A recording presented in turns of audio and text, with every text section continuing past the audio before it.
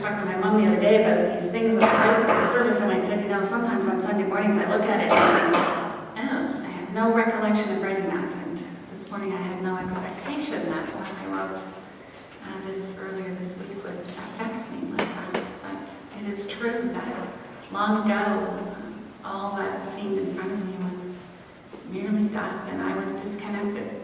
In a very different way than Alan Bass, who begins her poem, "The Thing Is to Love."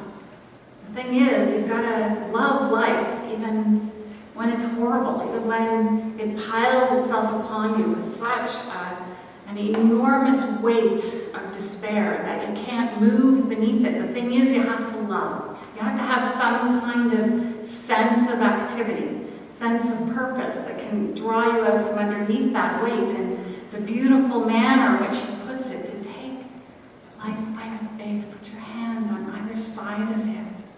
Look at it. It's not pretty, it just is. And to know, to be able to say in your heart that you will love it.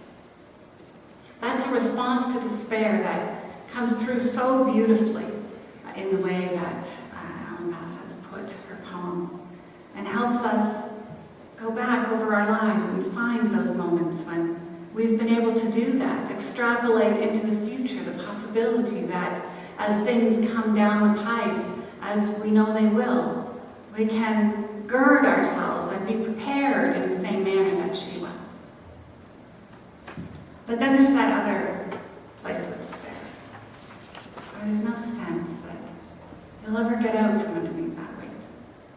That if you bothered, there would be anything there for you. That sits heavy upon you and you give in to the weight and the blackness and the emptiness that it is. And there is no hope, and there is no action, and there is no purpose. So you just sit. There are two very different responses to despair, but both of them weave themselves from time to time into almost everyone's life.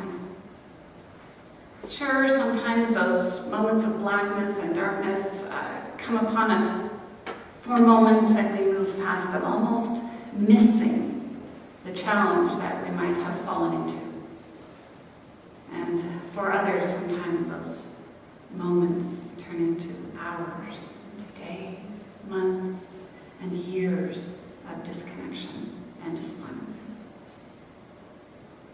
And so those two ways of approaching despair can be integrated into our experiences, almost every one of us, a universal reality to which we all have to find a response. I'm not talking so much about personal despair right now as I am talking about the realities that we face in the world, and using the experience of personal despair to reflect upon them. To look around our world, to name those places as we do each week that are in conflict, those people who are constantly under oppression, whose needs are so incomprehensible to us sometimes because we've never lived in those situations. To recognize that those groups, those nations, those arguing and fighting factions, that they all have those moments of despair, when the idea that they'll ever come through the other side is totally unclear, and they have the choice to take life, take the opportunities by the face, and look at it and love it, or they, perhaps not by choice, but by circumstance, by setting, by context, by the availability of resources, find themselves in a place where all they can do is stare, not connecting, not responding, not sensing what's happening beyond them. There are myriad ways in which our world runs into this place of despair over and again, and how we get through it depends on those two different ways of approaching despair. West Hill is a place where the concept of despair is raised over and again in a variety of different ways. I'm going to talk about some of them shortly. But the end of this thematic thing, birthing despair into hope, is the because it matters part.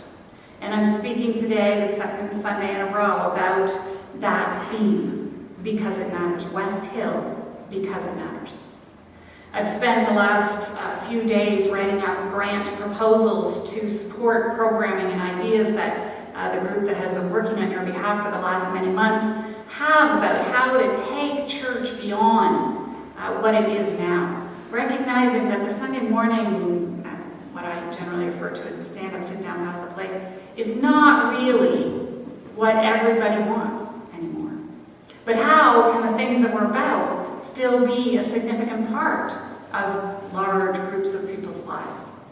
And considering all of that stuff, I've been able to, as I've been working over these last couple of days, I've started integrating that into this concept of despair into hope. So I'm going to get to that a little bit later. But first I want to take you from sort of the grand, big item things to the smaller ones, so that we can see how despair and hope might come to be in our world. I spoke briefly this morning at the Outreach Committee about a situation of despair that many are experiencing, and that's those who have been displaced by the conflict in Syria. Hundreds of thousands of people who have no place called home anymore, either because they will not return to a country that is embroiled in such a massive and horrific crisis, or because they have simply been displaced for a period of time and yearn for eventual return to the places, to the four walls that wrapped their family and helped them create spaces of love. Hundreds of thousands of refugees now fleeing that country and being held in refugee camps and squished into countries around that area in unsustainable conditions. Governments around the world trying to find ways to send aid, but few really stretching themselves to open their doors and create safe haven for people whose lives are uprooted, are in chaos. Imagine yourself sitting in a tent that someone has given you and trying to create family life with limited resources, food distributed on a regular basis that may or may not be anything like what you've had before. Children crying 2 tents down all night long and keeping you awake, and you not knowing how to engage and keep your own children entertained through the course of the day. Finding ways to maintain hygiene in situations that are untenable. And taking life by the hand, holding its face, and finding hope in the middle of that. What a challenge that would be. What a challenge that would be, particularly when the news comes to you that not a single government in the world has said, oh, come here. We'll care for you in this interim. We'll intervene on your behalf and bring you to our space. Hard to hold life by the face and think that there is something positive to come from that. Easy, perhaps, to just start to stare and not wonder what's next, not to think about tomorrow, not worry over what will happen with the kids and those kids and the kids a little further down. On a global scale, we could probably find dozens of situations where people, as communities, as groups, as whole nations, have stepped into a place of chaos and are now struggling to find a way to build hope, to build a place for the future. I spoke with the Outreach Committee because I think we need to make a difference. Because I think West Hill has a responsibility here. We have a history of taking into our building refugees, ordered deported, and offered them sanctuary until they could straighten out their claims and find themselves in new life. It hasn't always worked out. It's been hard. It's cost us. But we've done it. And our denomination has looked at refugees and cared for refugees over the course of decades. So we have the opportunity to respond, to engage, to do something. We, if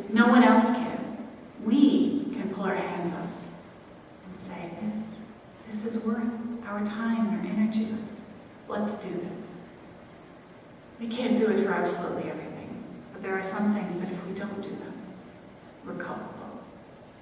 So in the Syrian refugee crisis, there are things that we'll be thinking about over the next few weeks. I've asked the outreach committee to let that percolate in their minds so that we can find ways to engage beyond this place and perhaps make a difference. On a national scale, another topic that the outreach committee looked at today is the situation facing our First Nations, the Quinaquit people, who live in this country under mostly horrific conditions.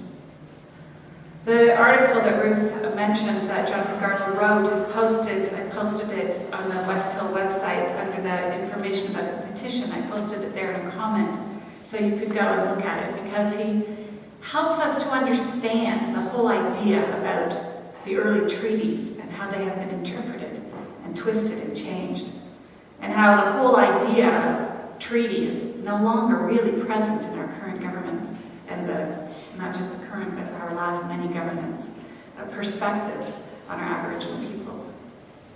As the Aquidonway try to find ways to be in relationship with us, to live up to their sides of the treaties, we fail over and over again.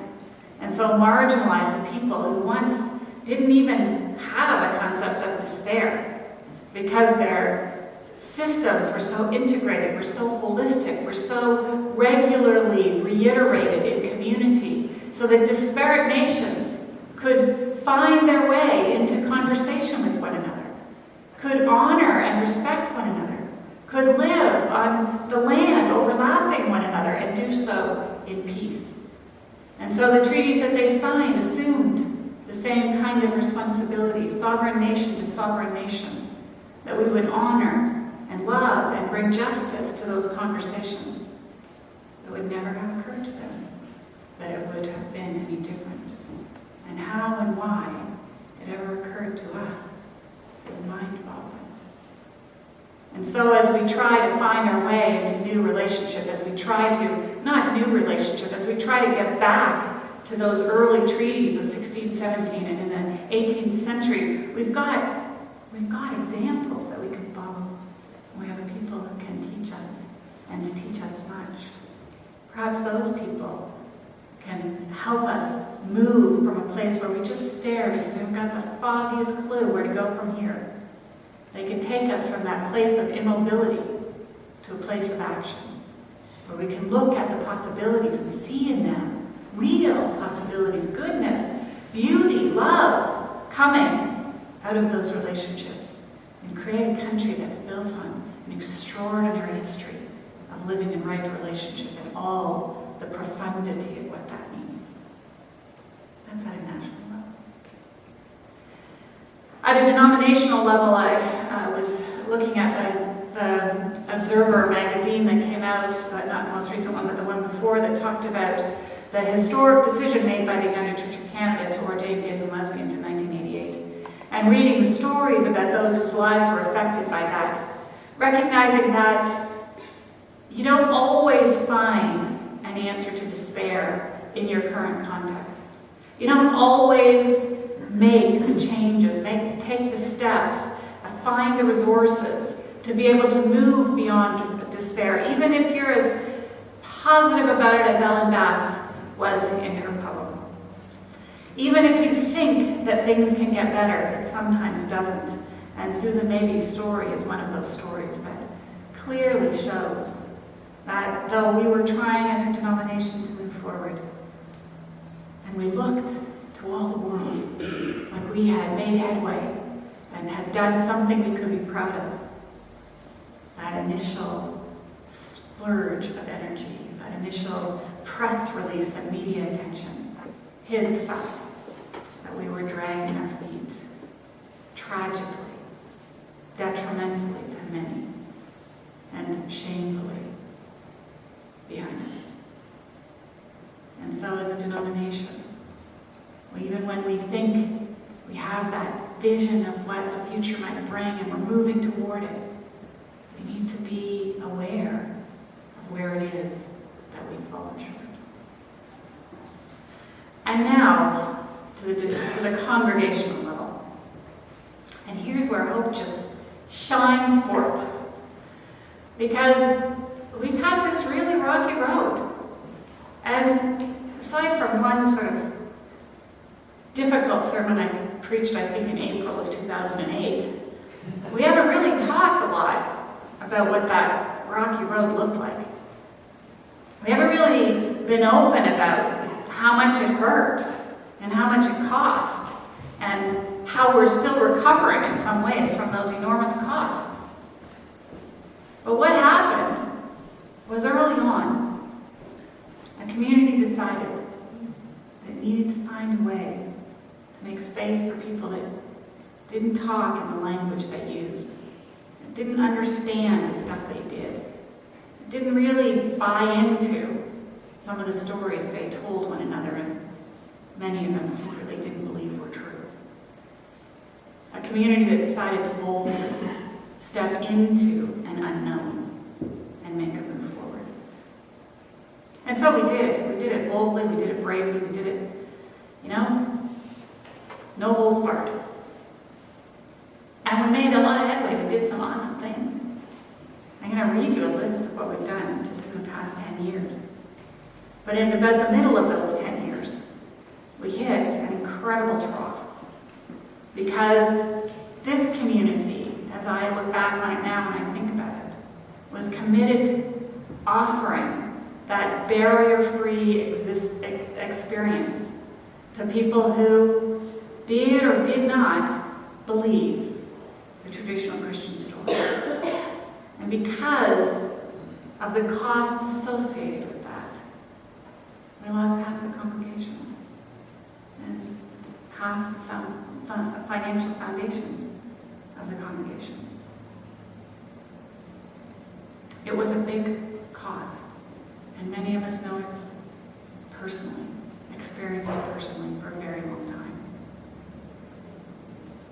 We sat around tables, mostly in the lounge, with this title, Extreme Extrapolations, hanging over us, trying to throw out into the future ideas of what it would look like if we did this or that or the other thing. If we sold the building, if we amalgamated with another congregation, who would have us? If we decided that we were going to come together at 4 o'clock on Sunday afternoons and let some other congregation use our Sunday mornings.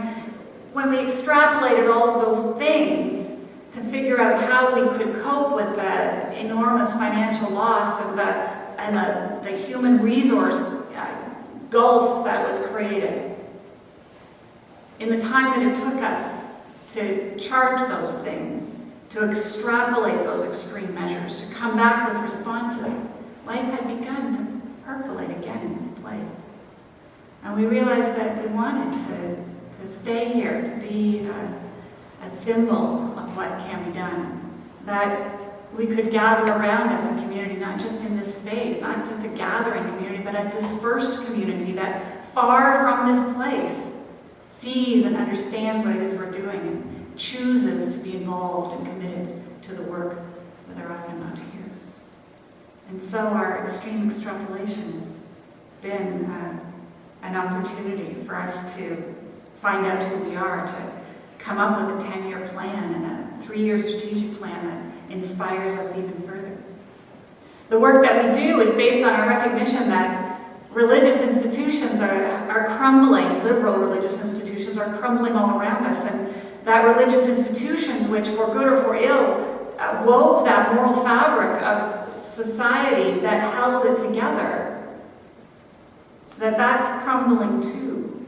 At least our input as a liberal mainline denomination is crumbling, and the Anglicans and the Presbyterians bring those perspectives, so that the moral fabric is no longer tempered by our liberal perspectives, but is being woven, and we see this happening sometimes in the United States, is being woven by an ever tighter evangelical interpretation of biblical morality.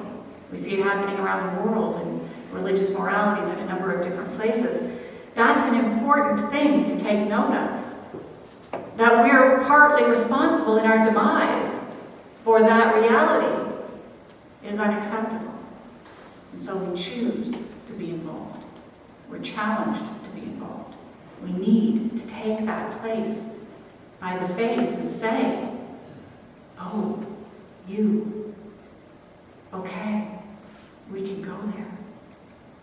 I know we can go there because this is a resilient community. It's done so much, and here comes the list.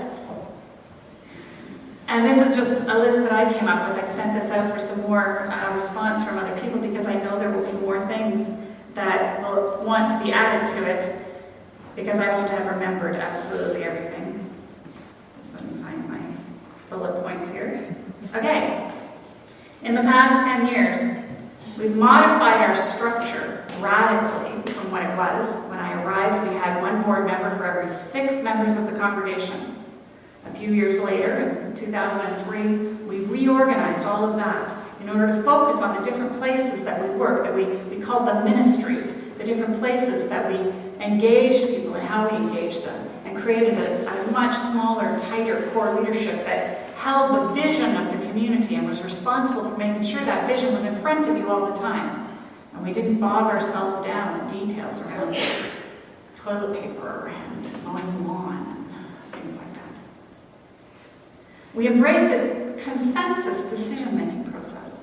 That means that when we come to the congregation with challenging problems that we need to work out through conversation, we have to take a vote. Yeah, we have to take a vote. And sometimes not everybody votes in favor. But those that don't vote in favor are invited, unless we blip over this, but the intention is to always invite them to say, are you willing to work with us on this? Can you go with this? Or is this a deal breaker for you?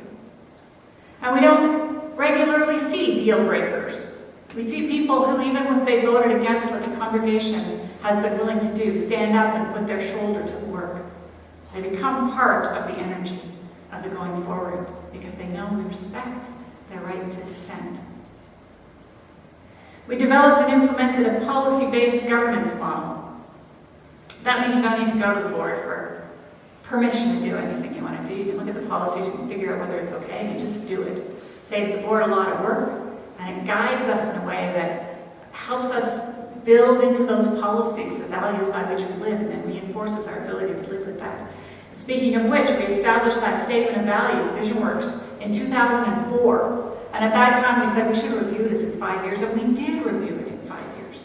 And not even as part of the group, I was so impressed when they came out with a new VisionWorks that represented the journey we had made in that 5 years and incorporated those changes into that document that we thought when we wrote it was the most amazing thing that had ever been written. And then it got rewritten by people who are in this community, saw what needed to be changed, and moved forward. We engage newcomers in meaningful roles. We welcome, integrate, and nurture new leadership, allowing people who have been at the game over and over and over for years and years to step back or go to another church. Shouldn't have said that. We'll cut that from the video. We've undergone a complete change in our music style and repertoire. The songs that we sang in 2002, did we sing any of those songs? Not one. We don't sing any of those songs. Do you know what it takes to teach a congregation a new song? It's one of the most challenging things that anyone is up against in congregational ministry. The complaints, the annoyance, the shuffling of papers. It's unending. Yeah, we taught you 25 to 30 new songs between 2002 and 2004. And then, once we taught them to you all, we realized that we were using them illegally because we changed the words to songs that were copyrighted, and we had to stop letting you sing them all, and you just kept learning new songs. It was amazing. So you have a whole new music style now, and a whole new repertoire of songs. I had to think of all these things because grantors want to know whether or not you have the capacity to change. And that's a pretty major capacity. We've established a relaxed and responsive Sunday gathering. We've built a web and social media presence. We've transformed the unused classrooms downstairs into a lower level lounge, and recently got rid of the minister's study to make it into a much-used meeting space. We've created innovative programs and social opportunities, including the First Nations Study Group that's responsible for that petition, which will be read in the House of Commons because of the initiative taken by leaders in this congregation. We've unanimously supported and welcomed the care of refugees seeking sanctuary into our space. And we've transitioned our interpretation of Christianity from a liberal, metaphorical understanding to a post-theistic, barrier-free, values-based understanding. If that isn't birthing hope from despair, I don't know what is. So on a congregational level, when we might have just stared, felt ourselves part of the flow of liberal Christianity, circling the drain as so many communities are, we could have just given in to that flow and allowed ourselves to go under the way one congregation a week is doing in the United Church of Canada across the country. But because we had this vision that had little to do with ourselves and much to do with the world beyond us, we could not do that. And so we gave up on the steering wheel and we took life and said, you, and stepped into it. And now I want to speak about what this congregation does on a personal level. The work and the gift that one is to the other. And a regular time, anytime you do this. I made it clear when I was sick that no one was to come to my home, that I was separate and away from the experience of relationship, that I just wanted to be left alone. And most of you respected that. But a couple of you didn't. And you showed up at my door and you opened your hearts to me in ways that were so important when all I thought I could do was to stand and stare. And perhaps it was you that warmed my palms against life and said, you can do this. Perhaps it was that gift of those intrusive people saying, here, this is what life looks like. Come on, join us again. It was such an important part of my life at that time. And it pulled me from my experience of despair into the Ellen Bass experience of despair. That life can transition beyond that staring, numbed experience into a rebuilding of what can come. But more recently than that, I want to share with you the gift that a member of the community gave Scott. Scott's brilliant. We all know that.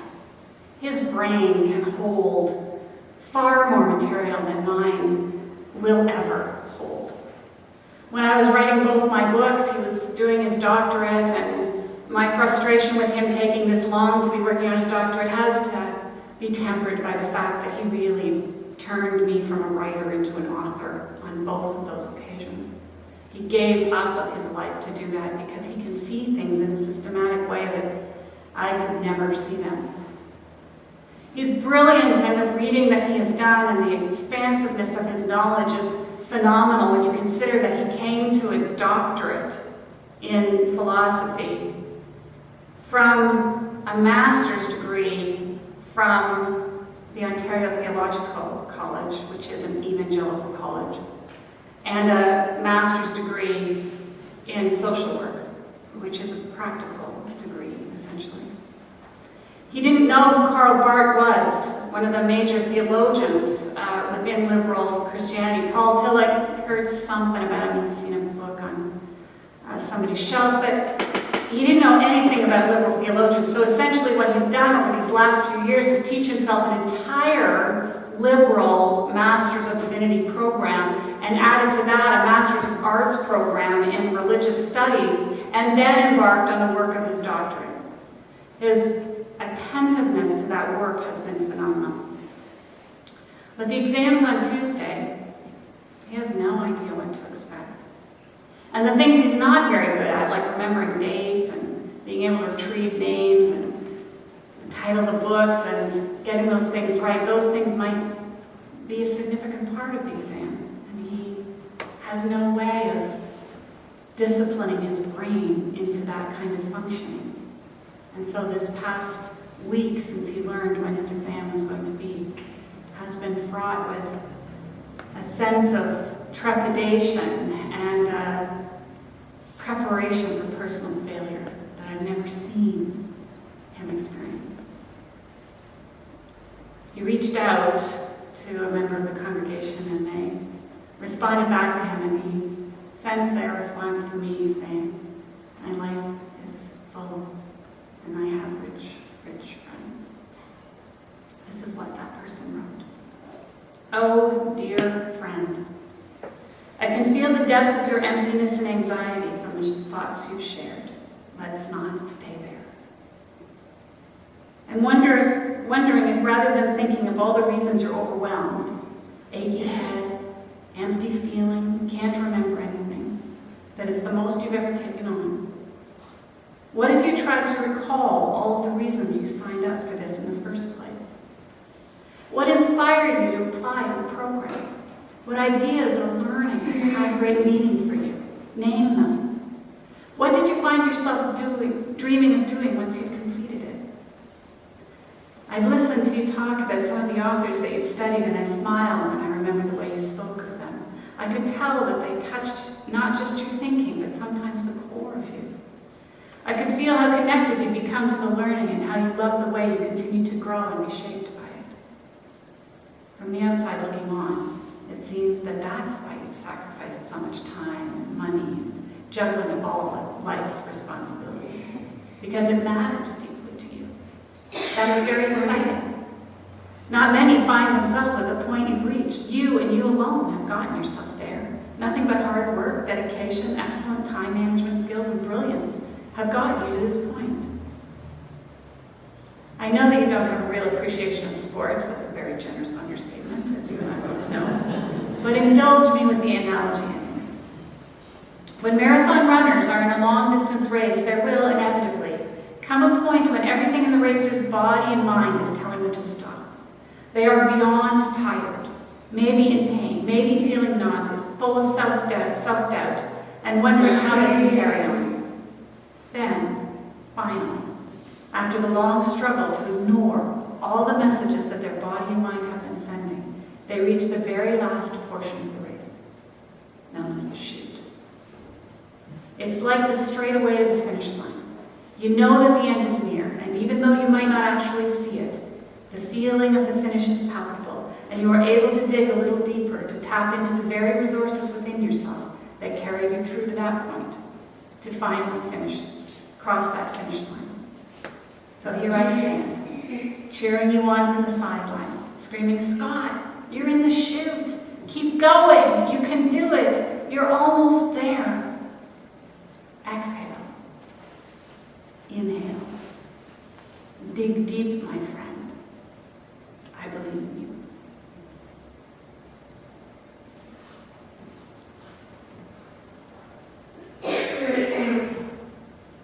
Part of our journey as a community has been to find those moments when individuals or groups or nations couldn't find a way to go any further forward, where they were just blocked because of their history or their context, or because of the laws that they wrapped themselves in that wouldn't allow them to change or move. Part of our history as a congregation has been to find those places and name them, and then turn them toward hope, offer them the possibility that there's a different future there, and that we can be part of it. We'll be there. We'll be part of the support. We'll help make it happen. We've never let go of that. Birthing hope from despair is one of the most important things that any human person can do for any other human person, that any group can ever do for another group, that any nation can ever offer another nation. It's one of the most important things that can ever be done. And you